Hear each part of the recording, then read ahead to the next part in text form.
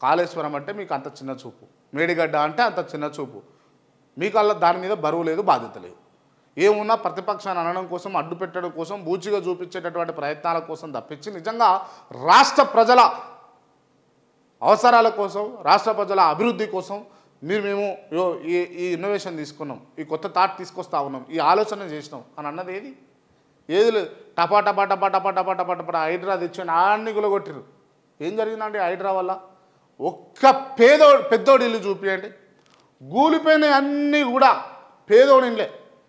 నెలకు 10-15 వేలు సంపాదించుకోలేని మధ్యతరగతి, దిగువ మధ్యతరగతిలో బతుకుతున్నటువంటి పేదల ఇళ్ళే గులగొట్టిరు మీరు. ఒక్క కోట్ల రూపాయలు ఉన్నటువంటి వ్యక్తి ఇల్లు గులగొట్టిన అన్నది ఒకటి చూపిరు.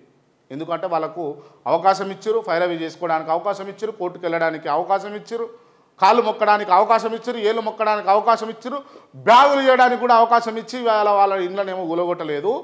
మీకు అంటే వీళ్ళు ఏం చేయరు, సపోర్ట్ చేయరు, వీళ్ళకు చావలేదు, వీళ్ళని ఎంత ఇబ్బంది పెట్టినా వీళ్ళకు నోరు లేదు అని ఈ నోరు లేని జీవాలను అన్నింటినీ కూడా మీరు ఇండ్లు గులగొట్టేసారు మొత్తం.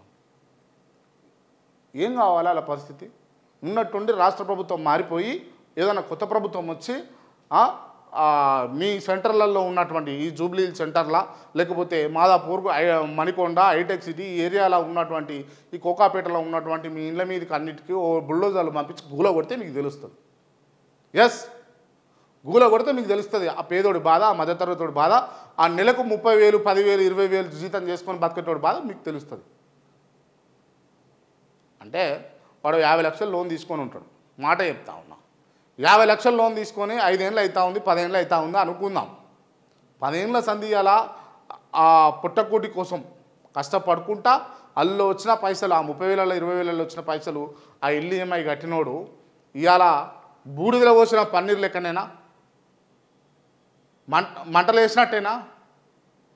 మన్నుపాలు చేసినట్టేనా? అదంతా ఎవరికి ఏమున్నదండి? నాగార్జున ఇన్కన్వెన్షన్ గులగొట్టారు. అయిపోయా, లట్టుకున్న నాగార్జున వచ్చే కండువా కప్పే, శాలువా కప్పే, పుష్పగుచ్చం ఇచ్చే మీ దోస్తులు అవుతారు. ఎందుకో పోలేదు మీరు హైడ్రా వల్ల బాధితుల దగ్గరకు? ఒక్కసారి ముఖ్యమంత్రి గారు నేను అడుగుతా ఉన్నా మిమ్మల్ని, ఏం కత్తి బిడ్డ, అంతా మన మంచికే, మీకు ఖచ్చితంగా ప్రభుత్వం ఉంటుంది, ఖచ్చితంగా ప్రభుత్వం మీకు తగిన న్యాయం చేస్తుందని ఒక్కరికి ఒక్క పేదోడికి ఎందుకో మీరు భరోసా ఇవ్వలేకపోయిర్రే? దయచేసి చిత్తశుద్ధి కలిగిన ప్రభుత్వం చేసేటటువంటి పనితీరు ఏ విధంగా ఉంటుందో అదొకసారి ప్రజలకు చూపిస్తే కనుక మేము కూడా తప్పకుండా ప్రచారం చేస్తాం. మాలాంటి జర్నలిస్టులు ప్రచారం వల్లనే మీరు ఇలా అధికారంలోకి వచ్చారు, తస్మాత్ జాగ్రత్త, మర్చిపోకండి. ఎందుకు చెప్తా ఉన్నామంటే మీరు చేస్తున్నటువంటి వైఖరి కొంచెం దారి తప్పింది, అడుగులు తడబడతా ఉన్నాయి, తప్పటి అడుగులు వేస్తూ ఉన్నారు. దయచేసి మానుకోండి, దయచేసి మానుకుంటే బాగుంటుంది అని చెప్పేసి అంటున్నాను. అండ్ ఇంకొకటి అంటే అన్ని రాజకీయ పార్టీలకు డబ్బులు అవసరమే, కానీ నేను చెప్తా ఉన్నా ఎమ్మెల్సీ ఎన్నికలు జరిగినాయి కదా, ఈ పట్టభద్రుల ఎమ్మెల్సీ ఎన్నికలు కావచ్చు, టీచర్ ఎమ్మెల్సీ ఎన్నికలు కావచ్చు. ఏం జరిగిందండి? ప్రధాన పార్టీలన్నీ కూడా ఎవరికి టికెట్లు ఇచ్చినాయి?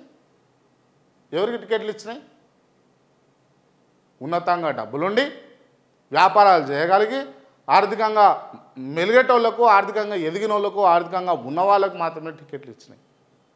ఎందుకు ఒక పేదోడికి టికెట్ ఇవ్వలే? కాంగ్రెస్ పార్టీ కండవా కప్పుకొని కాంగ్రెస్ పార్టీ కోసం ఇట్లా డొక్కయించుకొని గుండె కోసి రక్తం చిందించినోడికి ఎందుకు ఇవ్వలేదు? ఎవరికి ఇచ్చారు మీరు? ఈ ఫోర్స్ ఆ ఫోర్స్ అనేట ఆయనకు ఒక ఆయనకి ఇచ్చారు, ఇంకొక ఆయనకి ఇచ్చారు. ఎవరికి వచ్చింది దీనివల్ల? ఎవరికి లాభం వచ్చింది? అటు భాజపాను తీసుకున్న గంతే పని చేసింది. ఎవరండి? మల్క కుమరయ్య ఎవరు? ఈడెవరు? ఆయనెవరు? వీళ్ళంతా ఆర్థికంగా ఉన్నవాళ్ళు కదా, వీళ్ళకి ఎట్లా వచ్చింది? ఏంది గ్రౌండ్లో పనిచేసేటోడు ఇంకా గ్రౌండ్లోనే ఉండాలి. బుద్ధి తెచ్చుకోరు దయచేసి పార్టీ కార్యకర్తలారా, బుద్ధి తెచ్చుకోరు. అన్ని పార్టీల కార్యకర్తలారా, మోసపూరిత రాజకీయాలే జరుగుతూ ఉన్నాయి. ఫస్ట్ డబ్బులు సంపాదించండి, రాజకీయాల తర్వాతే.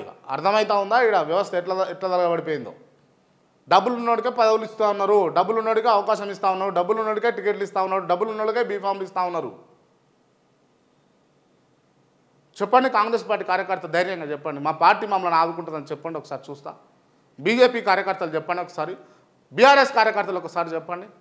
తెలంగాణ ఉద్యమకారులు ఎవరండి? బీఆర్ఎస్ పార్టీ గురించి మాట్లాడుకుంటే తెలంగాణ ఉద్యమకారులు ఎవరుండే ఉన్నారా? ఇప్పుడు ఒక్కరన్న కనబడతా ఉన్నారా? అసలైన సిసలైన ఉద్యమకారులు ఇంటికాడ అన్నం లేకపోయినా సరే, అంటే బియ్యం లేకున్నా సరే అని చెప్పేసి ఇంటున్న బియ్యాన్ని తీసుకొచ్చి వంటవార్పు చేసిన వాళ్ళు ఇవాళ ఏమైపోయారు? వాళ్ళు ఉద్యమకారులు ఏమయ్యారు? వాళ్ళు ఇటుపోయి రాళ్ళంతా ఎవరు చంపి రాళ్ళని, ఎవరు మట్టు పెట్టి రాళ్ళని, ఎవరాహం చేసి రాళ్ళని పార్టీలు పట్టించుకోకపోతే, పర్టికులర్గా బీఆర్ఎస్ పట్టించుకోకపోతే ఇతర పార్టీలకు మారిన వాళ్ళు కొందరు, ఏ పార్టీ మారకుండా బీఆర్ఎస్ పార్టీ పట్టించుకోకుండా అభిమానంతో ఇంట్లో ఉన్న వాళ్ళు కొందరు.